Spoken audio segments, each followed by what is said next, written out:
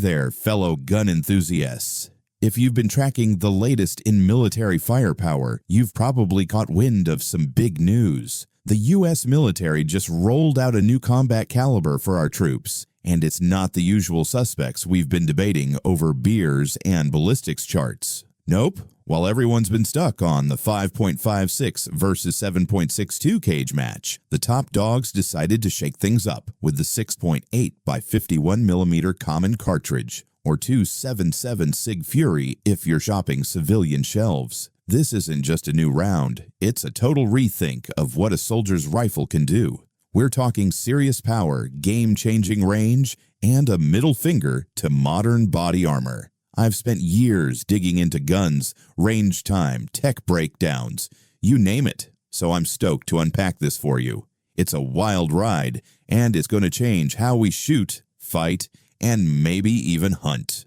Like what you're hearing? Smash that like button and subscribe to Survival Gear Showcase. We've got more locked and loaded. Let's kick this off with the star of the show, the 6.8 by 51mm. This bad boy's pushing a 140 grain bullet at 3,000 feet per second, kicking out approximately 2,800 foot-pounds of muzzle energy. For reference, that's over twice what a 5.56 NATO brings to the table, approximately 1,080 foot-pounds. It's not just fast, it's a sledgehammer. Here's the crazy bit. It's running at 80,000 PSY chamber pressure. Most rifles cap out around 60,000 PSI, so this is uncharted territory. To keep it from turning your barrel into shrapnel, they built a hybrid case. Steel base, brass body. The steel takes the heat, the brass keeps it smooth. It's clever engineering, not some flashy gimmick. Range-wise, this round's still punching hard past 600 meters. At 1,000 yards, it's out-hitting 5.56 at half that distance. Imagine you're out there, needing a round that can reach out and touch someone or something way down range. That's the 6.8 by 51mm. It's not just a step up, it's a whole new league. So, why'd the military ditch the 5.56? Easy. It's losing its edge. Back in the day, it was perfect. Light, fast, great for close-in scraps against guys with no armor. But today, we're squaring off against enemies rocking level 3 and 4 plates. The 5.56, especially the M855 green tip, bounces off that stuff unless you're dumping rounds like it's a video game. Troops in Iraq and Afghanistan kept reporting the same thing. Bad guys eating multiple hits and still coming. That's not a skill gap, it's physics. The 5.56 just doesn't have the juice to crack armor at range. Enter the new doctrine, overmatch. Outrange them, outpunch them, end the fight faster. The 6.8 by 51mm does that. It's built to smash through plates at 600 meters plus, 1 or 2 hits. And it's lights out. No more mag dumps praying for a lucky shot. It's precision with a purpose, and it's what modern wars demand. How does it stack up to what we know? Let's run the numbers. The 5.56 NATO is your featherweight champ. 62 grain bullet, approximately 6 foot-pounds recoil, approximately 12 grams per round. You can haul 210 rounds in 7 mags and barely break a sweat, but it's a wimp against armor and peters out past 300 meters. The 7.62 NATO, a bruiser, 147 grain bullet, approximately 2,480 foot-pounds energy, but approximately 25 grams and approximately 17 foot-pounds recoil. It hits hard to the reverse 800 meters, but good luck carrying a full loadout without a chiropractor on speed dial. Now the 6.8 by 51mm, approximately 25 grams like 7.62, but approximately 2,800 foot-pounds energy and approximately 19 foot-pounds recoil. Mags drop to 20 to 25 rounds, but each shot's a haymaker. You don't need as many. It's lethal past 600 meters, supersonic way longer, and laughs at armor the others can't touch. It's the Goldilocks round. Not too light, not too heavy, just right for the fight. Soldiers are going to feel this shift big time. Picture this. You're on patrol. Enemies dug in at 700 meters with plates. Old school, you're stuck with 5.56 tickling their armor or 7.62 slowing you down. With 6.8 by 51 millimeters, you've got a rifle that reaches out, cracks that plate, and drops the threat. Fewer shots, less time exposed. Tactics flip fast. Squads can engage farther, suppress better, move quicker. Less ammo weight per kill means more mobility too. I've humped gear in the field. Trust me, every ounce counts.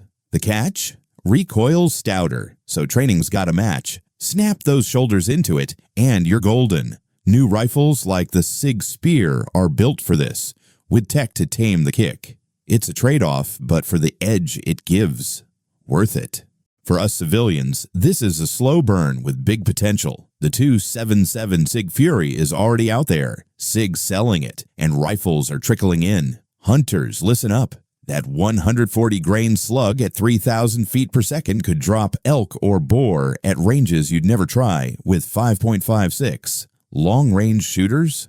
You're looking at a flat-shooting, hard-hitting option that bridges 308 and 5.56. Problem is, it's pricey. Hybrid cases and high-pressure loads don't come cheap. And ammo's scarce while the military hogs the supply chain. I've seen this before with new calibers. Give it a few years, prices drop, and we'll all be plinking with it. Till then, it's a unicorn round. Cool as hell, but you'll pay to play. Myths are already flying, so let's shoot them down. It's just a rehashed 6.8 SPC. Nope. That's a short-range AR round. This is a high-pressure, long-range beast. Too much recoil? It's sharp. Sure, approximate 19 foot-pounds versus 5.56's approximate 6, but manageable with practice. I've shot worse and walked away smiling. It's a fad. Hardly. The Army's all in. Contracts signed, rifles issued. This is about future wars, not PR stunts. People said the same about 5.56 in Vietnam. Now it's legend. The 6.8 by 51 millimeters here to stay, and it's got the tech to prove it. New rifles. Meet the M7 and M250. You can't shove a high-pressure beast like the 6.8 by 51 millimeter into an old M4 and call it a day. The military's rolling out two brand new platforms to handle this round. The M7 rifle and the M250 automatic rifle. These aren't just upgrades. They're built from the ground up to tame 80,000 PSY and deliver precision firepower. The M7 rifle is the M4A1's replacement, and it's a whole different animal. It uses a short-stroke gas piston system, not direct impingement, so you're not choking on carbon buildup after a long day at the range. It's got AR-style ergonomics, so transitioning from an M4 feels like switching from a pickup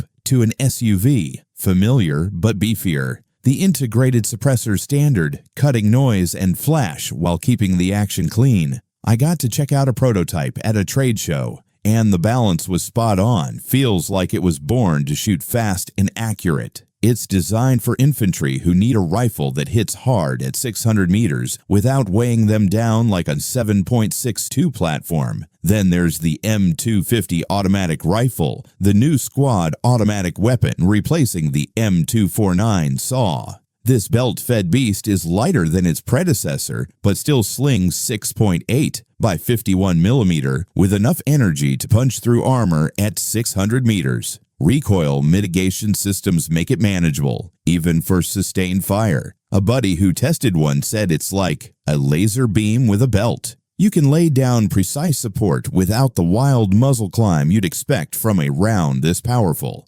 It's not just for suppression anymore. It's a precision tool for dominating the battlefield. Training's getting a makeover too. The Army's extending live fire ranges to 1,500 and even 1,800 meters, way beyond the 300-meter comfort zone of 5.56. Soldiers are learning to run ballistic computers, laser rangefinders, and environmental sensors like their second nature. It's not point and shoot anymore. It's a data-driven combat system. I've seen new recruits adapt to this tech, and once they get the hang of it, they're tagging targets like seasoned snipers. It's a steep learning curve, but the payoff's worth it. More lethality, less ammo, and a squad that's ready for anything.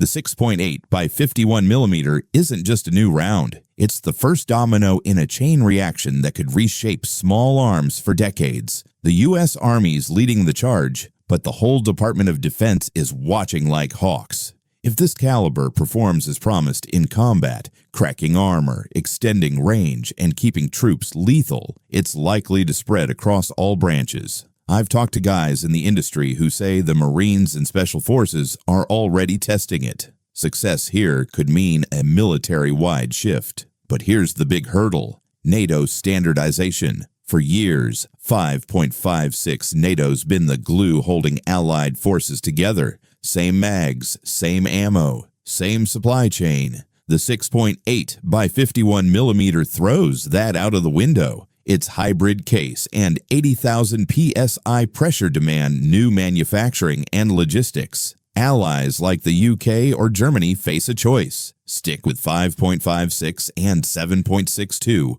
or develop their own high-pressure rounds. I've heard whispers of NATO working groups already debating this. Could be a new era of ammo tech. For civilians, the 277 SIG Fury is just getting started. It's already out there, with SIG's cross rifle leading the pack. Hunters love its flat trajectory and elk-dropping power at 600-plus yards. Long-range shooters.